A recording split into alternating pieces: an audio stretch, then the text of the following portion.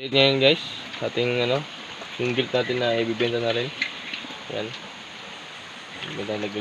Sabay na natin sa dalawa nating patining. Ibenta natin sa February para wala tayong problema. Yan. Sayang siya guys kasi magandang inahin to guys. Sa Kuragi mga farmers. Maganda siya talaga siya. Mabait saka maaga naglalandi. Maaga pa, bata pa siya, 2 months pa lang naglandi na siya. So, pero di natin pinakasta kasi bata pa man. Bata pa naman kasi siya. Kung sinong gustong magano nito guys, comment lang kayo kung sinong gustong punahan lang nito. Sa February, January, baka disparatya natin to kung tumasang live weight. Ayan. Unahan na nga guys, napakagandang inahin to guys. Napakagandang painahin. Sobra. Ako nung sabi sa inyo guys, 16 ang dedi nito. Yan.